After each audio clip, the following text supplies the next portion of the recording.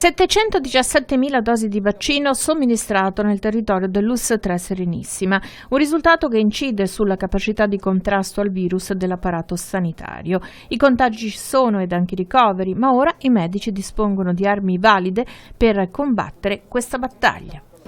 L'andamento dell'epidemia, a mio avviso, deve fare i conti con quello che ha appena detto anche lei, cioè con 700.000 dosi somministrate, con un'altissima percentuale di popolazione vaccinata. Se oggi non avessimo fatto questo enorme sforzo, questo enorme impegno per giungere in qualunque luogo, mettere in sicurezza le persone più fragili, i nostri anziani, in sicurezza le case di riposo e non aver vaccinato i nostri dipendenti, non oso pensare in che situazione ci potremmo trovare. È il bicchiere mezzo pieno che noi a volte dobbiamo anche guardare. La nostra capacità oggi di reagire come sistema appunto fa i conti con la quantità enorme di vaccino che abbiamo somministrato e con la quantità di persone che oggi possono vivere in sicurezza. Avranno magari il fastidio di tirar fuori questo Green Pass, quest'altro sistema per poter convincere anche le persone a sottoporsi a vaccinazione, ma a questo punto noi possiamo dire stiamo contrastando la pandemia, abbiamo una crescita lenta, molto lenta dell'epidemia, proprio grazie al grande lavoro che abbiamo fatto. Quanto la popolazione vaccinata funziona già da scudo anche per coloro che si ammalano, che finiscono in ospedale in terapia intensiva, perché c'è un dato che lei prima ha sottolineato quasi sottovoce, ma di cui dovremmo essere tutti orgogliosi, il numero dei decessi che è diventato fortunatamente una rarità. Certo, ma questo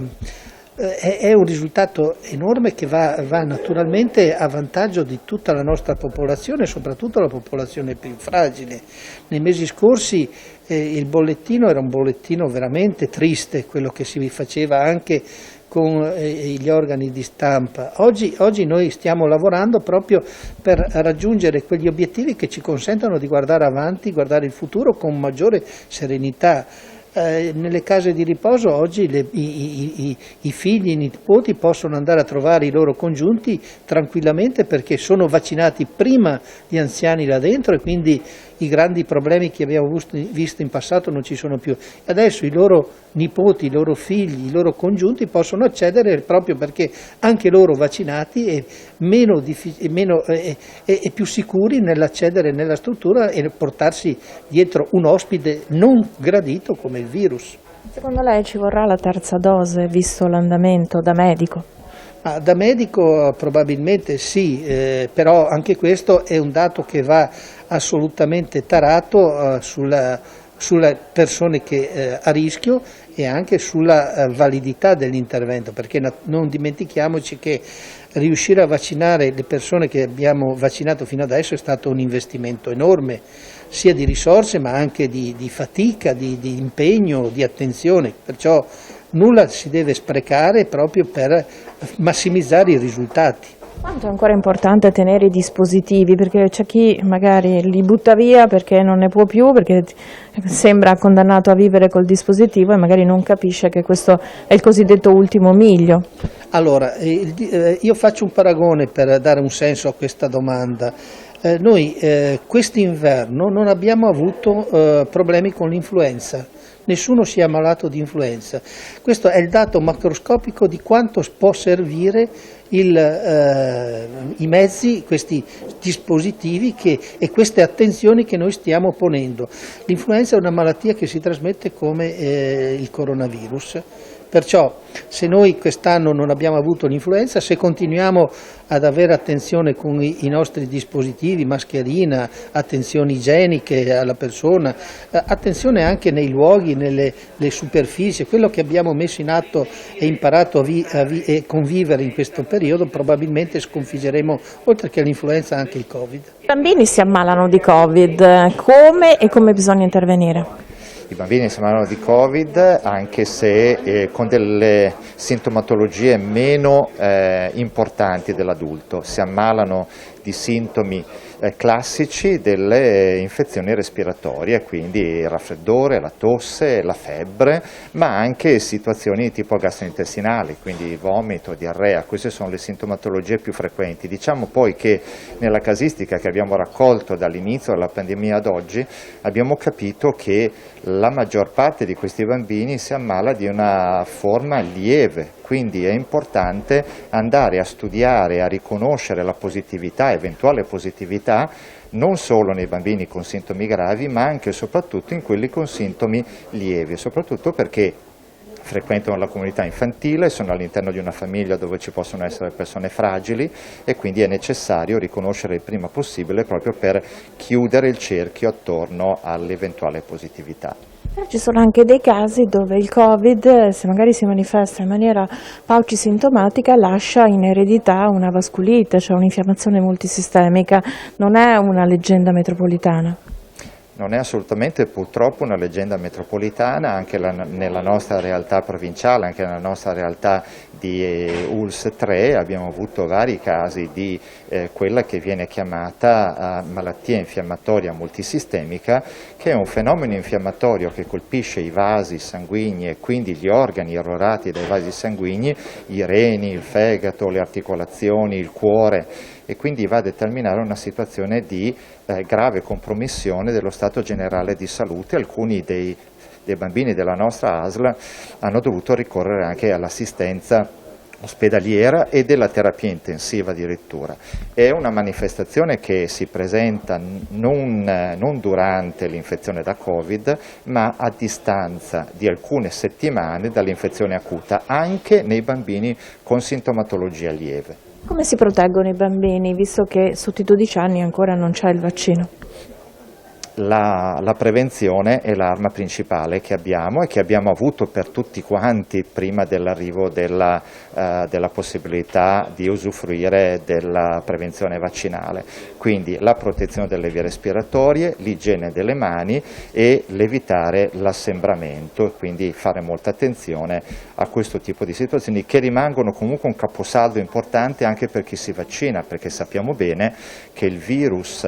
SARS-CoV-2 può albergare nelle vie respiratorie anche dei soggetti vaccinati e quindi è importante farlo. Lei sottolineava una situazione, cioè non si è visto virus influenzale durante il periodo invernale, si vedono ora situazioni che non sapete dare una spiegazione, che di solito non si manifestano. Sì, allora posso risottolineare che durante il periodo invernale non abbiamo avuto casi di infezione da virus influenzale, l'epidemia influenzale non c'è stata quest'inverno, un po' questo è legato al fatto che è stata migliorata la campagna vaccinale nei confronti del virus influenzale, dall'altra parte sono state messe in atto delle strategie di prevenzione come sottolineavamo prima, le mascherine, il contenimento, l'igiene, evitare gli assembramenti eccetera. Ovviamente in questo periodo estivo è meno facile tenere i bambini e i ragazzini con queste strategie perché non frequentano la comunità infantile, perché magari sono state chiuse le scuole e occorre una grande consapevolezza, quindi io invito i genitori ad avere una grande consapevolezza del fatto che anche i ragazzi, i ragazzini, i bambini e i ragazzini giocano un ruolo importante nella diffusione del virus, quindi è importante raccomandare che anche quando si incontrano tra di loro, se non sono vaccinati ma anche se sono vaccinati, usino le misure di protezione individuale e di igiene delle mani. Che bilancio si può fare del Covid nei bambini? 33 ricoveri dall'inizio della pandemia, però molti a titolo precauzionale per bambini molto piccoli. Sì, i nostri numeri ricalcano un po' quello che è stato scritto e riscritto sui bambini, cioè sul fatto che i bambini raramente hanno sintomatologia importante, però ovviamente sono più fragili i bambini di età minore, nel senso che i nostri ricoveri, la metà erano bambini sotto i 3 mesi, in cui oltre a controllare come si comportava il bambino c'era anche una grande preoccupazione dei genitori rispetto a questo, e gli altri bambini sono stati bambini con sintomi sintomi sfumati, respiratori o gastrointestinali, che però in qualche modo ci hanno preoccupato. I ricoveri sono stati sempre molto brevi, ma sono stati importanti per rassicurare la famiglia, capire come il bambino evolveva dall'esordio e soprattutto ci hanno permesso di segnalare il bambino come possibile spia di un'infezione familiare o ambientale, e questo è stato un ruolo veramente importante nei bambini. In tutta questa fascia però di popolazione che appunto ha pochi sintomi ma che può essere una spia importante di infezione, si sono poi caratterizzate alcune complicanze che sono quelle appunto già note, in cui i bambini hanno presentato dopo il Covid sintomi importanti di una malattia infiammatoria multisistemica che hanno richiesto di trasferirli a Padova in un centro di riferimento regionale, proprio perché è una patologia relativamente nuova, rara, ed era importante riuscire a capire di che cosa si trattava e quanto correlata era al Covid, ma soprattutto anche permettere di evitare il possibile aggravamento, proprio perché purtroppo solo raramente, ma alcuni bambini hanno avuto veramente un andamento critico che ha richiesto anche il ricovero in terapia intensiva neonatale, soprattutto per complicanze di tipo cardiaco. Anche i bambini andranno vaccinati, per adesso si parla dai 12 in su, e le età inferiori, secondo lei, anche visto l'andamento dell'impatto della patologia sui piccoli?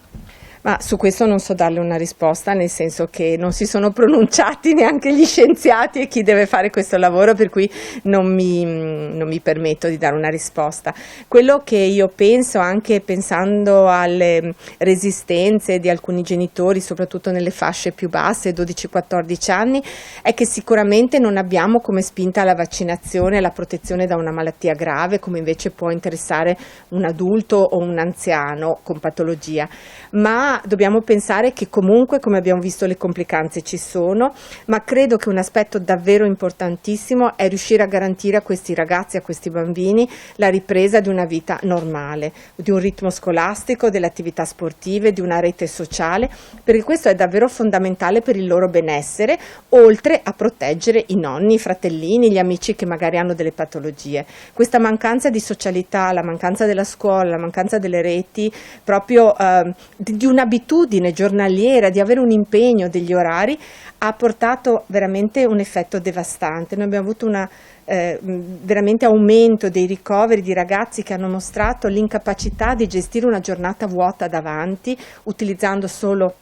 cellulari o tablet, ma con delle grandi manifestazioni di